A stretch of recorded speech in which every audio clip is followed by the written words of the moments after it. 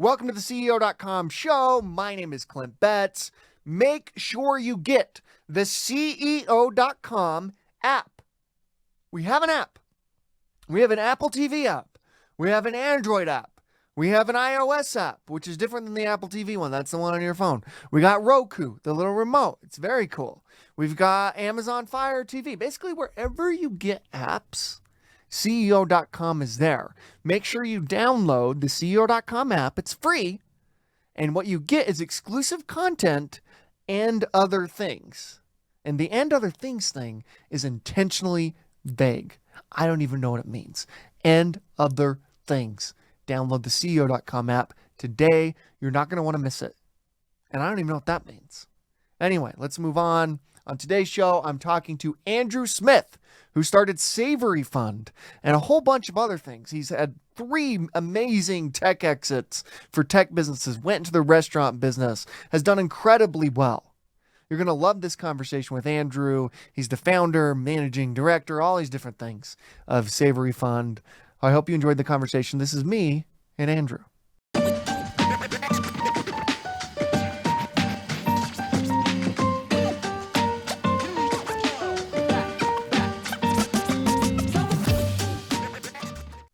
Andrew, thank you so much for coming on. The first question I got to ask you is, when did you know you were going to be an entrepreneur? At what point in your life did you come to that realization, like, I'm going to build companies, I'm going to create things, I'm going to be an entrepreneur?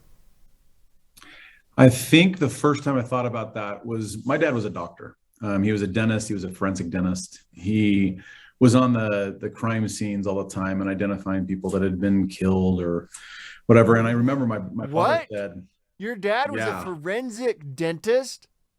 He was a forensic dentist. And I had a very traumatic childhood because he would always have like all these case things all over his office. And going in there was like it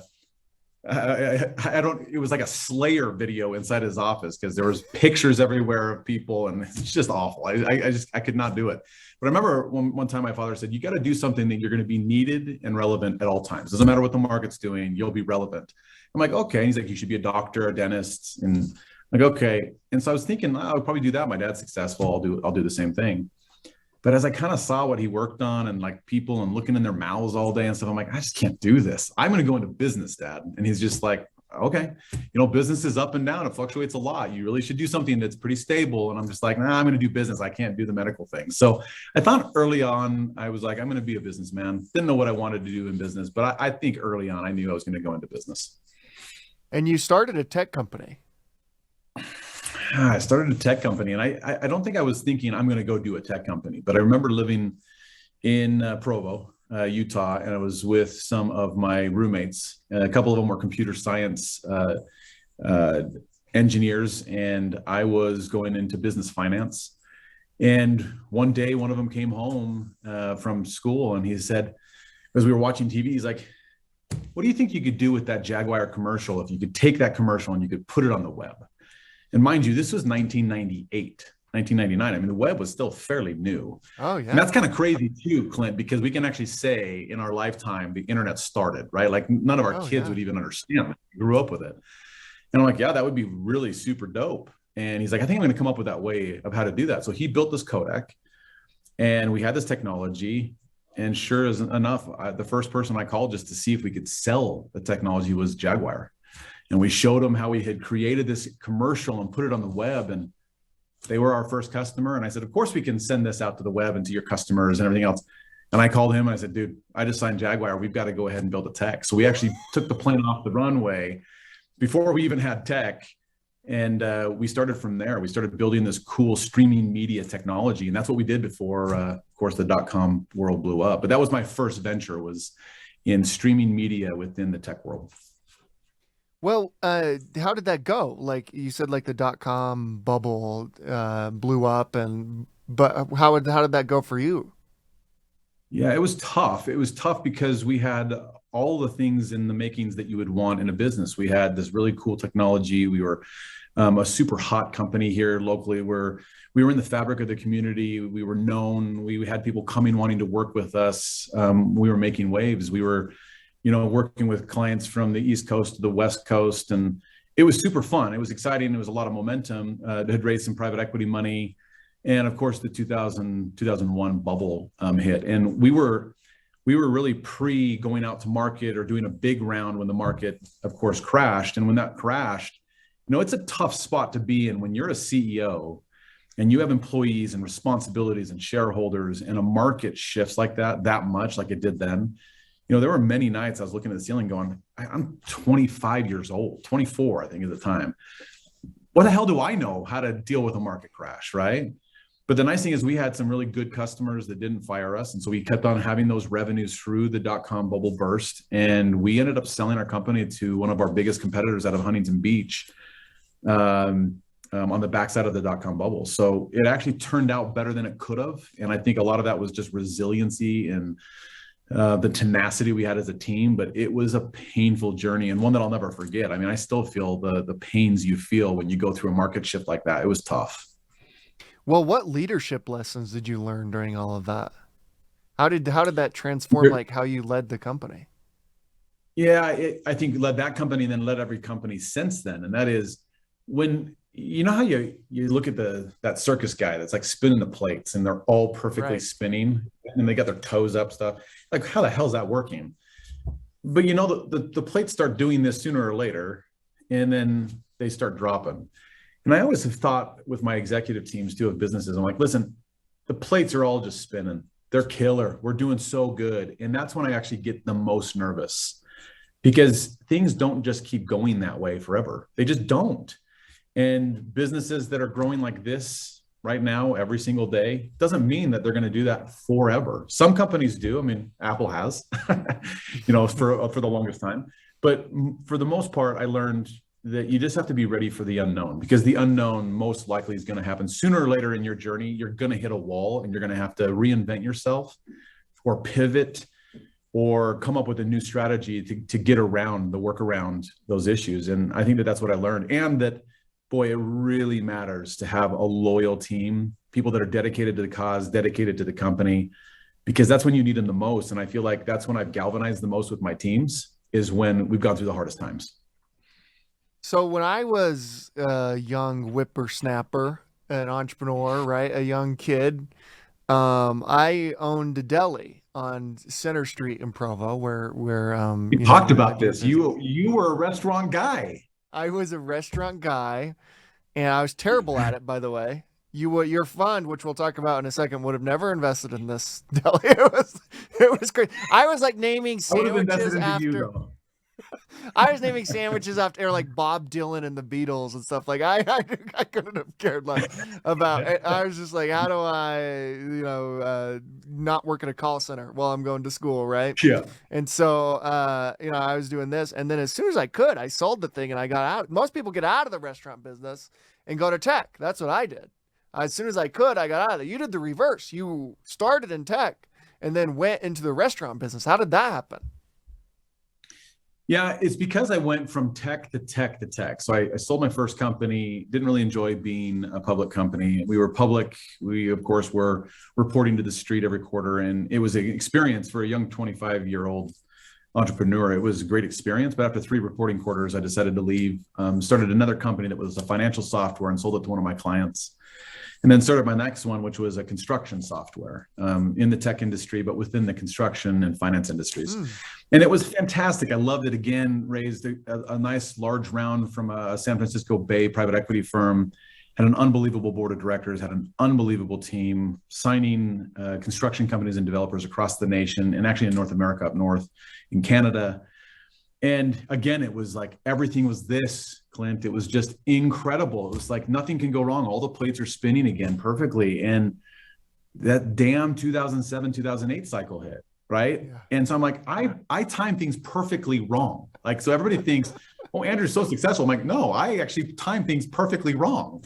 So beware. But no, I was before the 2007-8 crash. We went through that, did the same thing as I did when in 2000, 2001. You have to, fire some people. You got to get down to the basics. We survived through that. And then ultimately that business sold as well. But when I looked back over my 10, 11 year career in tech, the things that I loved about tech still remain to this day. And that's why I personally have invested into tech, and I'm in funds that are in tech because I still have to scratch that itch. I mean, it doesn't go away.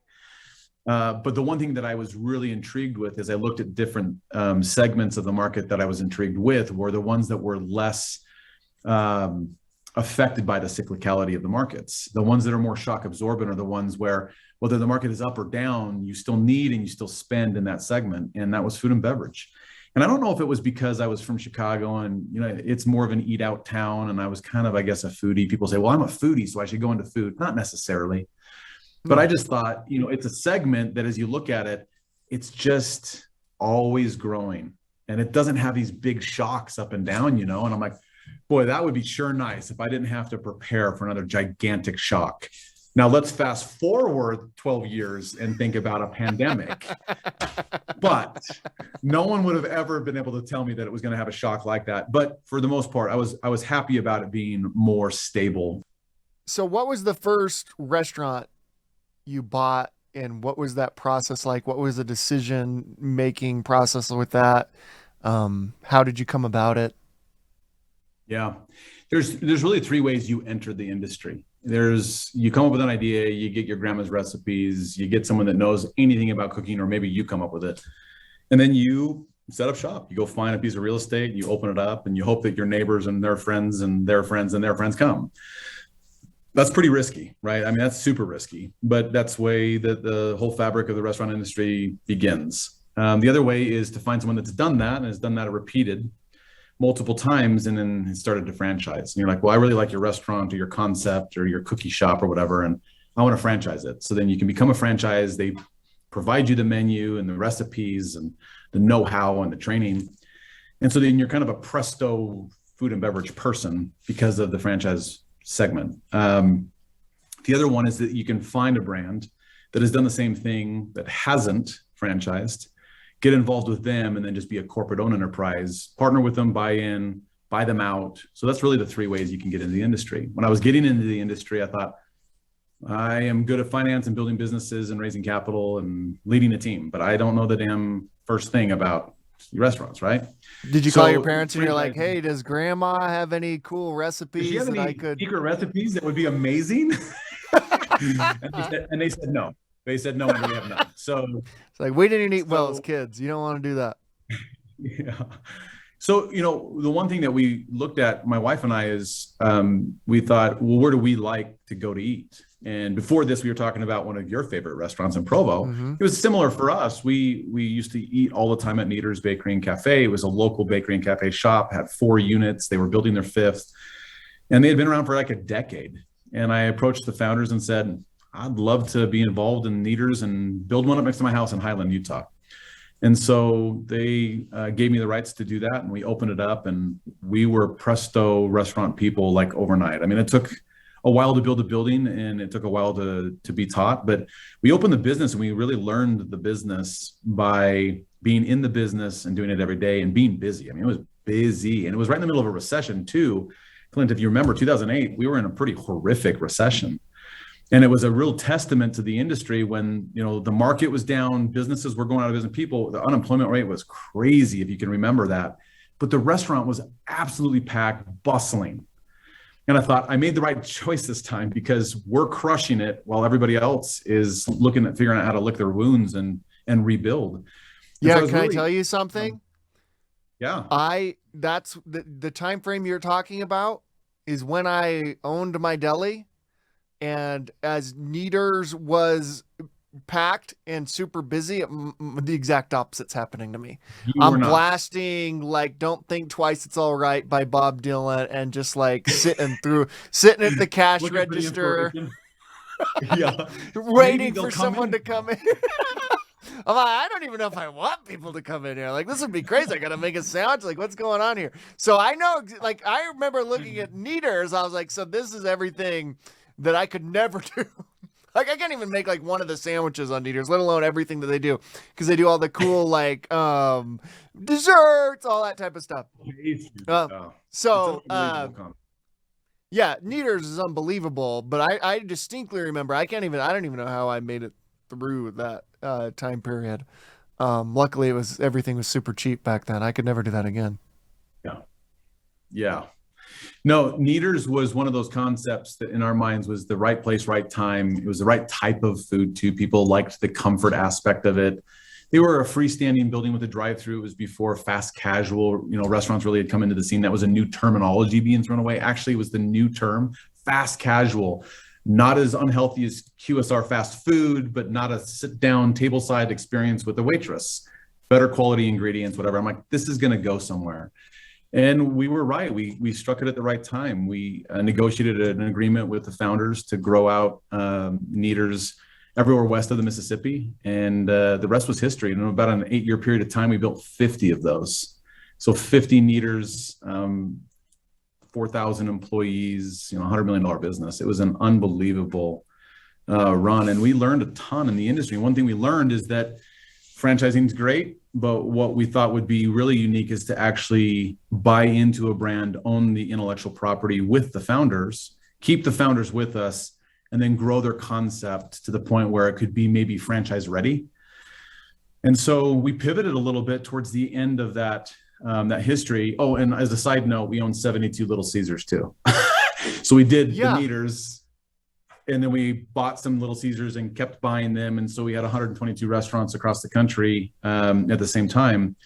But when we started deciding to get into brands where we could own the IP with the founders and grow them, more the way we thought would be the right way to grow those brands, we sold the Neaters, sold the Caesars, and then really have been since then focused on being part owners with the founders of the intellectual property and building them to be scale ready so that they're national brands. So that's really what our focus is now.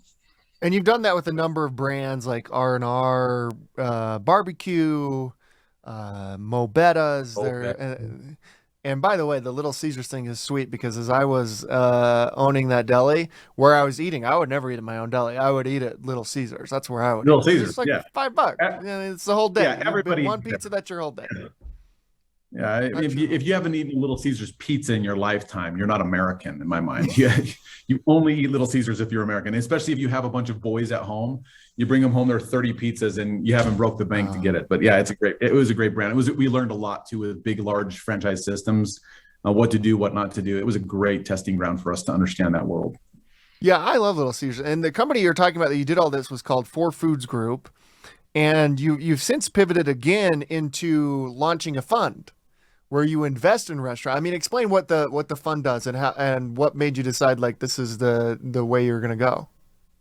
Yeah, the history of 4 Foods Group really was Shauna, my wife. She started it. In fact, I was just getting out of the tech arena when Shauna had started the business. She was running the business with some of her sister-in-laws and sister in about 6-7 months after we had started it. I joined her, so I was not the first employee of 4 Foods Group. I was actually latter. She hired me later. And so 4 Foods Group was really the basis and the foundation for Neaters and for Little Caesars assets. And as we got into businesses like R&R Barbecue and Mobetta's and even Swig, we own Swig as well, we decided with the brands that we owned the intellectual property and we were building them to be scale ready and to be franchise ready in the future for maybe another owner, to dispose of the assets that we had in 4 Foods Group, to call it a day. It was an amazing tenure that we had with 4 Foods Group, unbelievable success story. And we just really had an enjoyable time with all of our partners in that business as well. So I pivoted by partnering with Mercado Partners. It's a local firm. Greg Warnock is the founder. He's kind of the Oracle original godfather of private equity VC here in Utah. He just is. And we've been friends for a long time. In fact, we raced semi-pro Porsche series together, and we just became really good friends. And we discussed him wanting to venture out and start new practices within Mercado under their umbrella. They were doing early stage investing into tech, into consumer products. So we have a lot of experience with that.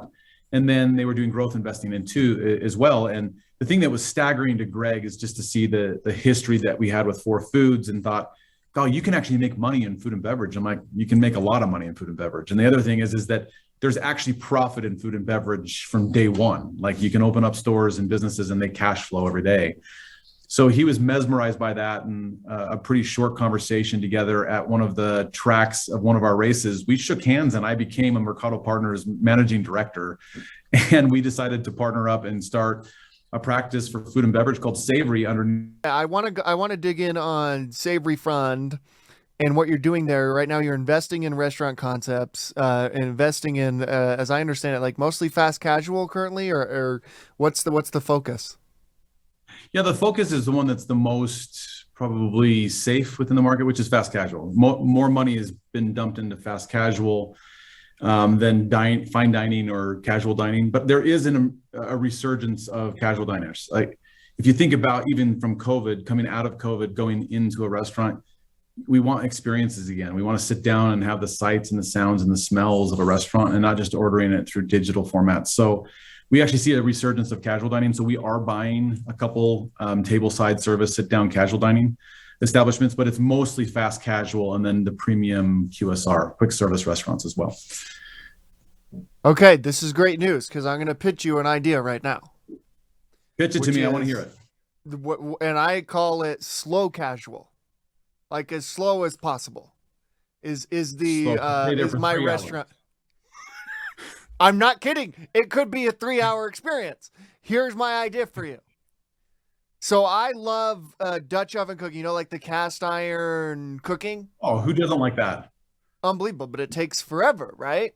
And so here's my idea.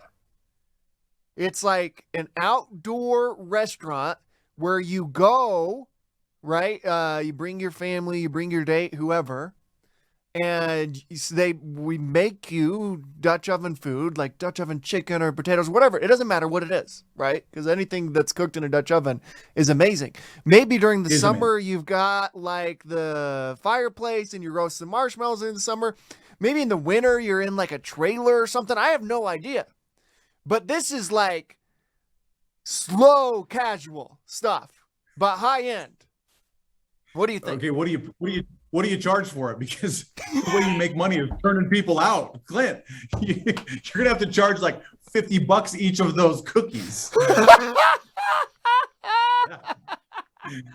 Although we should try it. I mean, it's a moonshot. Let's give it a shot. It's a total moonshot. Basically, I'm just asking if you want to go camping this weekend. That's I'll go camping. It's easier than that. You can just say, "Do you want to go camping? We'll try this out." I don't think it'll ever work. Man. But I don't think that would work. You won't make money, and maybe you haven't learned that in your deli days, but you need to make money to keep going, just so you know. Listen, I haven't learned that in my post-deli days, let alone my deli days. I don't know. I have no idea how all you guys make money. All right, let me ask you a few more things, just generally about like the restaurant and food business. What do you see as like the future of restaurants? Obviously, COVID-19 affected the industry in a major way. I can think of almost no industry that was affected as much as the restaurant industry. And you've got these big players, these tech players, in like DoorDash or Grubhub and these types of folks who are, on the delivery side of thing, the actual like logistics of it. I wonder if they're good. They probably were great during COVID because they saved a lot of restaurants. Are they good long term? How are you thinking about the future of restaurants? Yeah, yes and no. I think that it's an amazing question. I have to reverse for just a second and say this though, Clint. When I came from the tech arena and then I came into the food and beverage industry, I remember getting the first orders for our restaurant on a fax machine. And if you think about a fax machine, I mean, that was 2008. And tech was pretty advanced even in 2008. I mean, things were coming along pretty well and they were clicking at a fast pace in the tech arena. But we literally did not have any tech in the food and beverage industry. It was always lagging about 5 years from every other industry. It was just an archaic business and it was driving me nuts. But the nice thing is things started coming into the industry to make our lives a little easier logistically, delivery, online apps that you could order food online and then get it delivered for catering and other things. So it made it better and better. The thing that COVID did in the industry for food and beverage was it accelerated everything from maybe a 3 or 4 year additional timeline to get it really implemented into restaurants to 90 days. Like if you did not have it implemented, up, running in 90 days, which is why a lot of restaurants failed because they just could not pivot that fast. But those that did, it was an exceptional thing for this industry. Now your question is, well, what is the future of that? It saved a lot of the restaurants. It saved us. 50% of our sales were literally through those different platforms. But I think that the future of the industry now is around how do you get some of those sales back into your restaurant or under your control? It's so expensive and it hurts really the restaurant and the restaurateur and their staff to do the sales to make such a small margin. And I think there's a lot of disruption because of those third-party apps, but really has not been figured out as a long-term, there's no longevity to that business model. So I think that all of those brands, the Postmates, the Grubhubs, the Uber Eats, all of those are probably in jeopardy long-term because someone's going to come in and disrupt that. There's even some restaurants that are binding together right now, Clint, which is kind of cool. They're binding together to create their own co-op with their own software, with their own driver network at a much reduced price, and they're funding it in some major cities to say, we're done with these guys. They're taking all of our profits. And I just think that that's such the human entrepreneurial spirit of people saying, this doesn't work, so I'm going to make it better. And I think that's what we're going to see in the industry. The food and beverage industry, though, you say, what is the future of food and beverage? It's resilient. It's a $1 trillion TAM. It's the second largest next to medical. And so in my mind, it's not going anywhere and it's only growing. We're not becoming Betty Crocker overnight. I don't think you have. I don't know. I know I haven't. And as we move faster and our kids are getting busier, it's harder to make a meal at home with your family. I like to do it occasionally, but it's hard, right? So I think more eating out, more ordering food, it's going to be a way of life forever. And, you know, Clint, the other day when I saw you at that restaurant, I'm just going to point it out, and I saw you sitting there with your wife, I was so happy to see you in a restaurant sitting down with your wife. I almost walked in and just pulled a chair up and just sat next to you because I wanted to see you like in the person and not digitally, because we're human creatures. We're social creatures. We want to have the conversation and break bread over a table. And how are you going to replace that, Clint? No tech is going to replace human interaction, right? And where we get most human interaction is entertainment, going to a sports event, in a restaurant. It's not going to leave. And so people say, what are you going to do after this? And I'm like, this is what I'm going to do for the next 15 years of my career. There's always going to be a need for savory. There's always going to be the new cool kid on the block. There's always going to be the new restaurant that people want to see scale. And that's what we're going to do. We're going to give a lot of those different brands life. Yeah, it seems to me like the problem with kind of the fatal flaw, as you just pointed out, with like the DoorDash, Grubhub, Postmates model is it's about those companies. It's about like DoorDash, Grubhub, Postmates, and how do they increase their revenue? How do they pay the drivers? All of that type of stuff, which, you know, there's tons of horror stories even on that front, right? Yeah, really. Whereas like they didn't start with how do we help the restaurants? Someone who would start with that and have a marketplace, because you're not going to, as a consumer, download every restaurant's individual app. That's not going to happen. So having a marketplace makes a lot of sense. Yeah. You're not going to do that, but the marketplace makes a lot of sense. But starting with how do we make this great for the restaurants and building out from there, a company that does that, I think, would just do unbelievably well. Yeah, and the thing that they don't realize is that the restaurants are their source of revenue, right? I mean, if all of your revenue was the company that you're charging, you'd almost think, how do I actually become a partner with these guys? Instead, the pitch is, well, for your deli, Clint, we're going to bring you incremental sales. And we say, okay, incremental, or are you just taking those sales, putting them through your app? They don't come into my restaurant now. So you're actually just taking my clients, giving them back to me, but stripping the revenue or the profits. That's not a win-win scenario. That's why I believe it will be disrupted long-term. And listen, I have good friends at DoorDash and I have good friends at Grubhub. You have to have them in your business, and it's a large portion of everybody's business model still. It's 20% or more. It's not as much as it was during COVID, but it's going to be a meaningful part of this industry for probably the foreseeable future. But someone needs to disrupt it, and I think we're starting to see the first parts of that.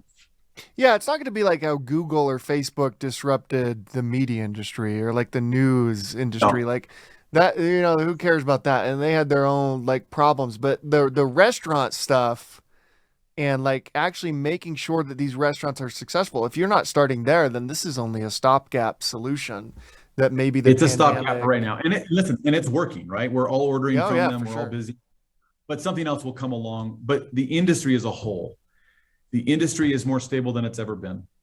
The industry restaurants that are winning are making more money than they've ever made.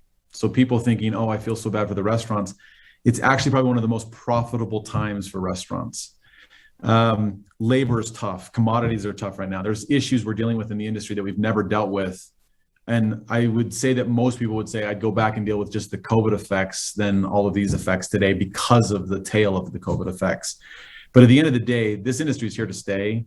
And the thing that people want more of is less of the same guys growing more and more of the new cool kids on the block growing into their neighborhoods to bring new flavors, new experiences. And that's exactly what Savory's for. My final question for you is this. You mentioned Shauna, your wife, who actually started Four Foods Group. By the way, she's far more impressive than you are, as you know. Way Like more impressive in every have way. Shauna on. We'll have Shauna on to talk Please to do. get the Just real erase answers. this one, bring her on. Yeah. Yeah. Yeah.